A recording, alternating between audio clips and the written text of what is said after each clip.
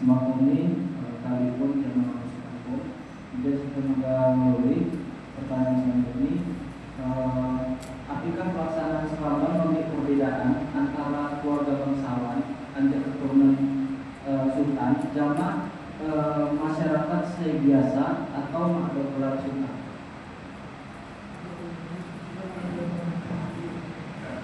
Jadi kalau dia sebambangan, misalnya anak sultan atau penutup ini, dia sultan, dia sebambangan, itu nggak semesti dia harus anak sultan juga, enggak, nggak mesti.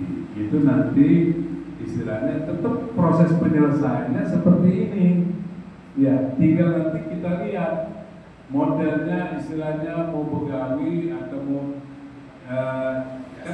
biasa-biasa yang rendah, yang sedang sampai dengan atas, itu tergantung kesepakatan antara keluarga besar calon besan. Walaupun dia anak seorang sultan, nggak ada di situ, nggak harus. Roma belum datang anak sultan mau naikkan kerok.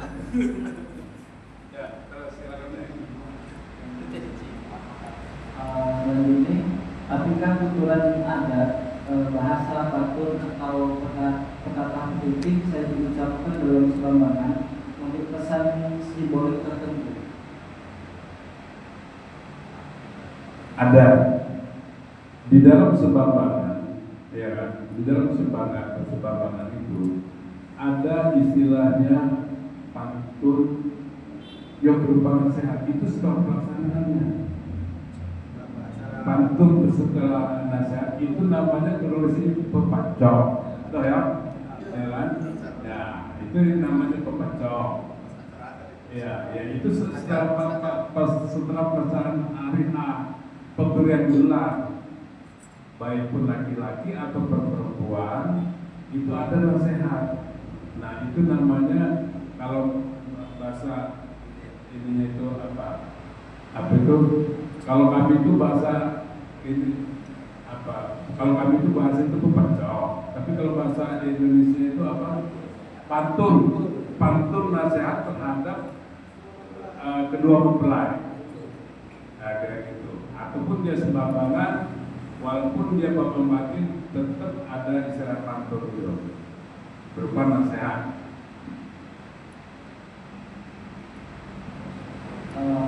Apakah di setiap gerak, posisi atau letak dalam upacara memiliki makna unik? Contoh misalnya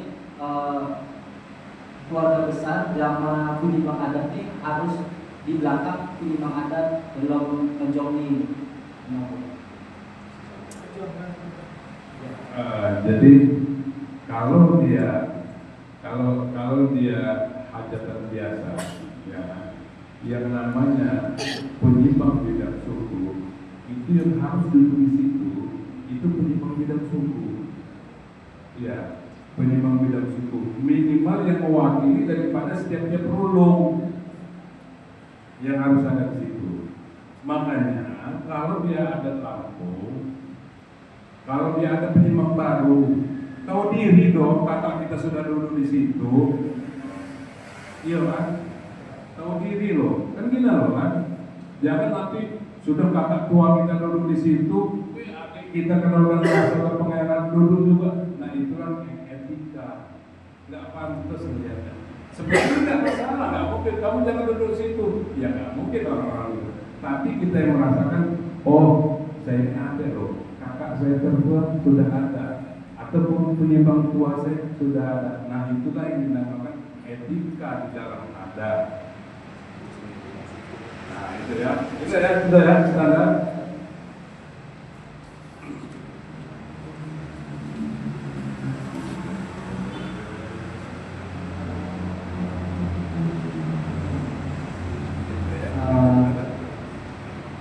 Bahwa hubungan tradisi sebambangan sama falsafah kehidupan sendiri di dalam masyarakat Lampung. Hubungan sebambangan sama falsafah kehidupan sendiri.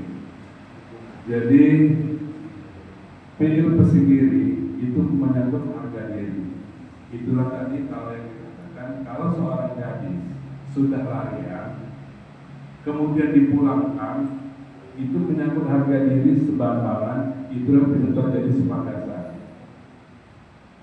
Atau diambil seorang gadis sudah layak, maka keluarganya karena dia merasa kuat, merasa hebat segala macam, diambil dari keluarga laki-laki, ya kan?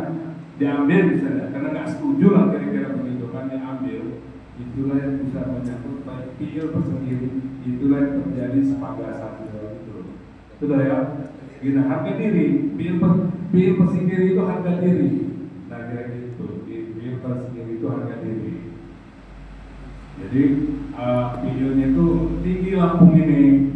Kalau misalnya saya sudah melarikan anak gadis, ya kan, anak saya, tiba-tiba keluarga gadis mengambil siapapun dia atau polisi pun segala macam. Itu kalau zaman dulu ya, kalau zaman dulu, wah nggak apa, bahaya begitu, bahaya, mati di situ dia, kira-kira gitu tuh deh ya.